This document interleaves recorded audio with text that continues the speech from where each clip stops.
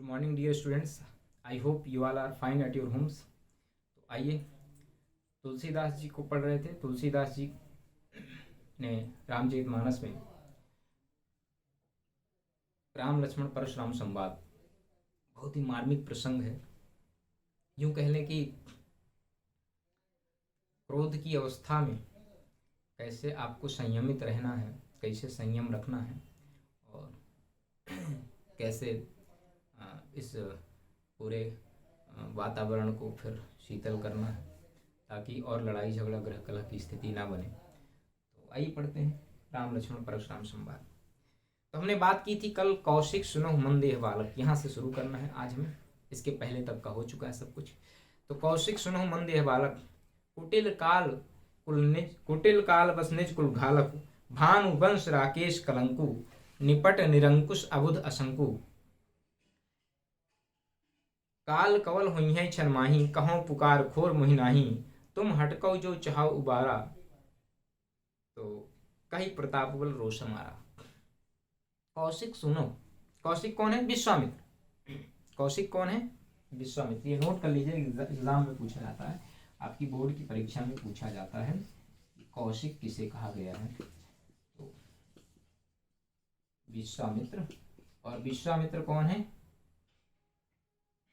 राम लक्ष्मण के गुरु हैं। गुरु मतलब आपकी भाषा में कहें तो क्लास टीचर। हाँ, ठीक। तो कौशिक मतलब विश्वामित्र, राम लक्ष्मण के गुरु। तो कौशिक सुनो मंद बालक, हे विश्वामित्र सुनो, ये मंद बुद्धि है बालक, ये लक्ष्मण जो है बहुत मंद बुद्धि है। क्यों भाई, कैसे आप कह सकते हो कि मंद बुद्धि है? आप देखिए, आप छोटे से बच्चे को आप दिखाइए कि व्हाट इज दिस, तो आप एक बार उसको बता दिए कि दिस इज रेड मार्कर। 2 बार 3 बार आप उसको सिखाइए। छोटा सा बच्चा है 2 साल का, उसको आप ये दिखाइए, बोलिए कि रेड मार्कर है। तो 2-3 बार जब आप उसको बताएंगे समझाएंगे तो बोलने लगे रेड मार्कर है। लेकिन मैं इसको इतनी बार दिखा चुका हूँ फरसा, इतना भयभीत करा चुका हूँ अपने बारे में, इतना विस्तृत वर्णन किया कि मैं क्या हूँ, अपनी विशेषताएं बताई, सब कुछ बताई, इसके बावजूद भी भयभीत नहीं हो रहा, वैसे ही बोले चले जा रहा है। इसका मतलब लगता है कि ही इज गॉन मैड, पागल हो गया है। तो कौशिक सुनो मंदे बालक, है कौशिक सुनो, ये बालक मंद बुद्धि है ना, और कुटिल काल बस निज कुल घालक, और क्रूर काल के बस में हो गया है। क्रूर काल के बस में हो गया है। कठोर वो जो काल है, वो जो मृत्यु का देवता है काल, उसके बस में हो गया। वो बहुत कठोर है मृत्यु का देवता, वो किसी पर सिंपैथी नहीं करता है। तो बहुत क्रूर है, बहुत कठोर है काल का देवता अर्थात यमराज, उसके वशीभूत हो गया, मृत्यु के वशीभूत हो गया ये। इसीलिए ये जो है ऐसा बोल रहा है। तो कुटिल काल बस निज कुल घालक, और अपने साथ साथ अपने पूरे परिवार का भी घात करने पर ये तुला है। अपने परिवार के जान भी संकट में डाल रहा है, अपने परिवार की भी जान दांव पे लगा रहा है, उनके भी प्राण लेने पर आमादा है। तो भानुवंश राकेश कलंकु, जिस प्रकार से चंद्रमा में एक दाग है, ठीक उसी प्रकार से ये भानुवंश में अर्थात सूर्य वंश में एक धब्बा है लक्ष्मण। लक्ष्मण को क्या कह दिया? सूर्य वंश में, राम के वंश में, रघु के वंश में, दशरथ के वंश में, इक्ष्वाकु वंश में, दिलीप के वंश में, सगर के वंश में, है ना, क्या है? एक धब्बा है। तो भागीरथ, जो भागीरथी हैं उनके परिवार में, उनके कुल में एक लक्ष्मण क्या है? एक धब्बा की तरह है, मतलब एक दाग है, एक बदनुमा दाग है। कौन? या ये लक्ष्मण जो है। तो कौशिक सुनो, ये मंद बुद्धि है लड़का, अपने परिवार को मौत के मुंह में ढकेल रहा है। और जिस प्रकार से सूर्य में, चांद में एक दाग होता है, ठीक उसी प्रकार से भानुवंश में, सूर्य वंश में एक कलंक है। जैसे चंद्रमा में एक कलंक होता है, वैसे राकेश कलंक मतलब, राकेश मतलब चंद्रमा, चंद्रमा में एक कलंक, राका धन ईश बराबर राकेश। तो जिस प्रकार से चंद्रमा में एक धब्बा है कलंक, उसी तरह से ये रघु के वंश में अर्थात राम के वंश में क्या है? एक कलंक है। तो भानुवंश राकेश कलंक। निपट निरंकुश अबुध असंकु, ये निपट निरंकुश अबुध असंकु, ये बहुत ही मूर्ख है, वाचाल है। निपट मतलब वाचाल, निरंकुश मतलब जो किसी का अंकुश नहीं मानता है, अबुध जिसके पास बुद्धि नहीं हो, और असंकु जो किसी प्रकार से डरता नहीं, शंकित नहीं होता है, अर्थात असंकित है, डर की शंका से परे असंकित है। तो तुम हटको जो चाहो उबारा। अच्छा फिर है, तो निपट निरंकुश अबुध असंकु। तो ये क्या क्या है, उसकी विशेषताएं क्या बताई परशुराम ने लक्ष्मण की क्या विशेषता बताई कि एक तो ये वाचाल है, बहुत बोलता है, निरंकुश है, किसी का अंकुश नहीं है, और अबुध, इसको कोई बुद्धि नहीं है, असंकु मतलब ये जो है डरता नहीं है, भयभीत होता नहीं होता है, भय की शंका नहीं इसकी, इसको मृत्यु का भय नहीं है, संकित नहीं होता है। तो काल कवल हुई है क्षण माही, काल का कौर हो जाएगा, क्षण माही मतलब क्षण भर में, पल भर में अभी ये काल का मृत्यु का कौर बन जाएगा। अर्थात मृत्यु जैसे आप रोटी का कौर खाते हो, अर्थात जिस तरह से आप रोटी का कौर खाते हो, उस तरह से मृत्यु जो है इसको अपना निवाला बना लेगी, अर्थात ये मरने वाला है। तो काल कवल हुई है क्षण माही, कहाऊं पुकार खोर मुहिनाई। ये बात मैं पुकार करके कह रहा हूँ, अनाउंस करके, डंके की चोट में कह रहा हूँ। खोरी मतलब दोष, खोरी मतलब दोष। तो कहाऊं पुकार खोरी मुहि नहीं, मुझे फिर कोई दोष मत दीजिएगा। खोरी मतलब दोष। तो कहाऊं पुकार खोर मुहि नहीं, मुझे फिर आप दोष मत दीजिएगा कि बाबा वो तो बच्चा था, आप बड़े थे, आपको समझना चाहिए। तो कहाऊं पुकार खोरी मुहि नहीं, मैं मुझे फिर कोई दोष नहीं देगा, ये बात मैं पुकार करके कह रहा हूं। तो तुम हटको जो चाहो उबारा, तो कही प्रताप बल तेज हमारा। यदि आप तुम हटको, जो तुम मना करना चाहते हो, और चाहो उबारा, और इसको उबारना चाहते हो, यदि आप चाहते हो इसको इस समस्या से निकाल लेना, उबार लेना, है ना, जैसे कोई डूब रहा हो तो आप उसको उठा लो। तो अगर आप इसको इस समस्या से, इस संकट से आप निकालना चाहते हो, तो मना करना चाहते, तो इसको रोक लीजिए, मना करिए, इसको इस समस्या से, इस संकट से निकाल लीजिए। और कैसे निकालेंगे, तरीका भी खुद ही बताते हैं। कही प्रताप बल रोष हमारा, क्या करके, कही क्या क्या चीजें बताना है कौशिक, हे विश्वामित्र, इसको क्या क्या चीजें बताइएगा। कही प्रताप, हमारे प्रताप के बारे में, बल रोष, तीन चीजें बताइए हमारे प्रताप के बारे में। बहुत प्रतापी हैं, है ना, मतलब बहुत पराक्रमी हैं, बहुत बलशाली हैं, और बहुत क्रोधी हैं। तो बहुत पराक्रमी है ना, क्या बताना है, इज ग्रेट वॉरियर, क्या बताना है, बहुत बलवान है, और क्या बताना है, बहुत क्रोधी है।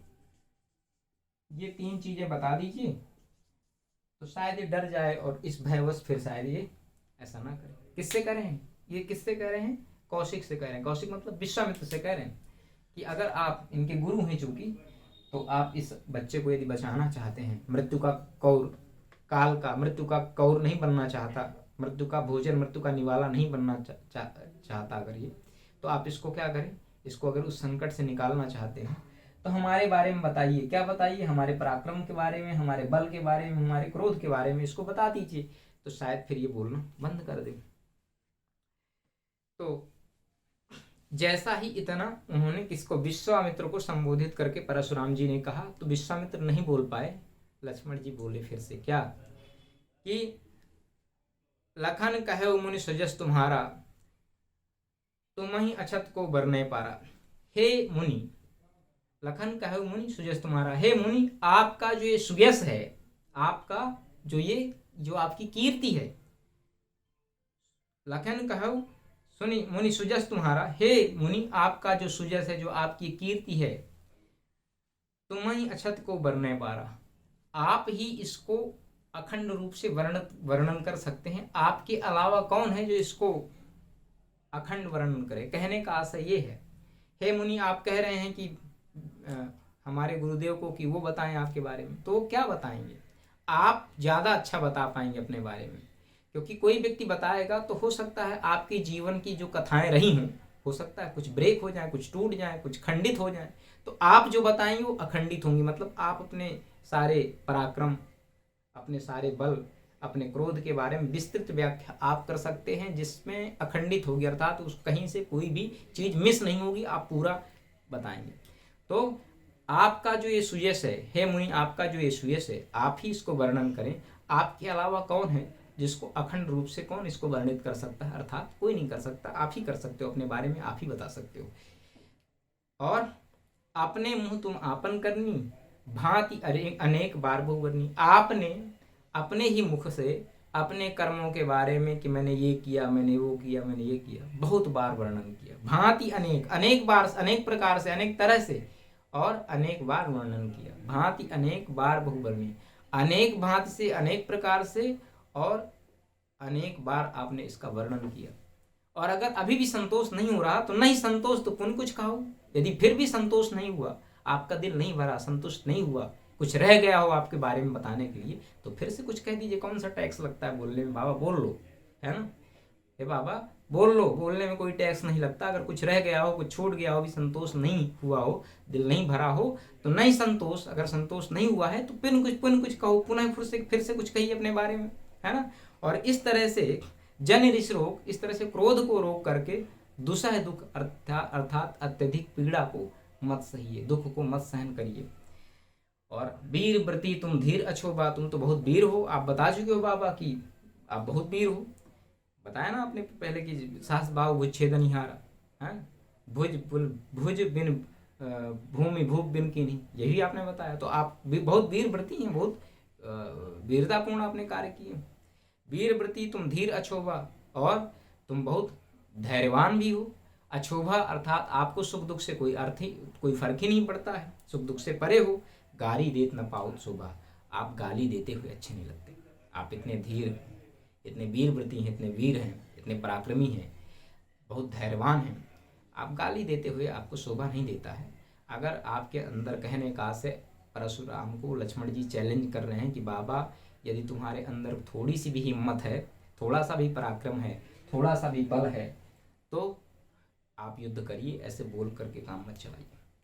तो सूर, फिर आगे लक्ष्मण जी कहते हैं दोहे में कि सूर समर करनी करें, कहीं न जनाओ ही आप, विद्यमान रिपु पाए, विद्यमान रण पाए रिपु, कायर कायर कथई प्रताप। कि हे परशुराम जी, है मुनि, सूर समर करनी करें, जो सूरवीर होते हैं, जो वीर पुरुष होते हैं, तो सूर समर करनी करें, तो वीर पुरुष होते हैं वो क्या करते हैं? समर में अर्थात युद्ध के क्षेत्र में करनी करें, कर्म करते हैं। तो युद्ध के क्षेत्र में वीरों का कौन सा कर्म होगा? क्रिकेट खेलेंगे? हाँ। फिर कैरम? नहीं, युद्ध करेंगे भाई। बैटल फील्ड में क्या होता है? युद्ध होता है ना? तो वीर जो लोग होते हैं, जो वीर व्रती होते हैं, जो वीर पुरुष होते हैं, पराक्रमी लोग होते हैं, जो सूरवीर होते हैं, वो युद्ध के क्षेत्र में युद्ध करते हैं, अपना कर्म करते हैं। उनका कर्म क्या होता है? युद्ध करना। और कहीं ना जनाऊं ही, आप अपने बारे में कह के नहीं जनाते हैं कि मैं बहुत बड़ा वीर हूँ, वो दिखाते हैं करके। वीर जो लोग होते हैं युद्ध के क्षेत्र में नहीं कहते कि मैंने 1947 में ये किया, 1948 में किया, 1950 में इतने लोगों को मारा। इतने बोलने से जो आपका शत्रु है पीछे हट जाएगा क्या? नहीं, वो कहेगा कि आज क्या करना है वो बताओ। तो जो वीर होते हैं, जो सूरवीर होते हैं, युद्ध के क्षेत्र में युद्ध करते हैं, अपने बारे में कह करके नहीं बताते हैं। और विद्यमान रण पाई रिपु, रण क्षेत्र में एक अच्छे शत्रु को विद्यमान पा करके, अवेलेबल पा करके, विद्यमान पा करके, जो कायर लोग होते हैं वही अपने बारे में, अपने बल, अपने प्रताप, अपने पराक्रम के बारे में बखान करते हैं। वीर लोग तो ऐसा कभी नहीं करते। तो विद्यमान रण पाई रिपु, कायर कथई प्रताप, तो जो लोग कायर होते हैं बाबा, वो लोग ऐसे अपने बारे में बखान करते हैं, अपने बारे में व्याख्या करते हैं, अपने बारे में बताते हैं। कहने का आशय, लक्ष्मण जी ने सीधे सीधे से परशुराम को क्या कह दिया? कायर कह दिया, डरपोक कह दिया। अब निश्चित रूप से परशुराम का क्रोध बढ़ना स्वाभाविक है, और परशुराम वाकई बहुत क्रोधी व्यक्ति हैं। जैसा उन्होंने इतना सब कुछ कह दिया तो परशुराम आग बबूला हो गए, बहुत अत्यधिक क्रोधित हो गए, और कहते क्या है? तुम तो काल हाँक जन लावा, बार बार मुहि लाग बुलावा, सुनत लखन के बचन कठोरा, परस सुधार धरु कर घोरा, अब जन देई दोष मुहि लोगु, कटवादी बालक बचो। तुम तो काल हाँक जन लावा, ऐसा लगता है कि तुम काल को जो है बार बार पुकार करके, उसको घेर करके, हाँक करके ले आ रहे हो मेरे पास। कहने का आशय, अगर आपकी मृत्यु टल भी रही होती है थोड़े पल के लिए, तो तुम उसको पुनः वापस ले आते हो। तो तुम्हें ऐसा लगता है कि तुम बार बार अपनी ही मृत्यु को पुनः आमंत्रित कर देते हो पुकार करके कि आ जाओ। जैसे गाय जा रही है खेत में, तो आप बोलिए गाय है, ठीक है, किसी खेत में मान लीजिए गेहूं की फसल है या चने की फसल है, सरसों की फसल है, गाय जा रही खेत में, तो आप उसे गाय से बोलें प्लीज़ काऊ कम आउटसाइड, है ना, डोंट गो देयर, खेतों की तरफ मत जाओ, उधर मत जाओ, तो गाय आएगी क्या? नहीं। तो फिर आप क्या करते हैं, दौड़ते हुए जाएंगे और आगे से गाय को हाँक करके ले आएंगे। तो इसको हाँकना कहते हैं, अर्थात जबरदस्ती जा करके उसके सामने जा करके उसको अपनी तरफ ले आना, ये हाँकना।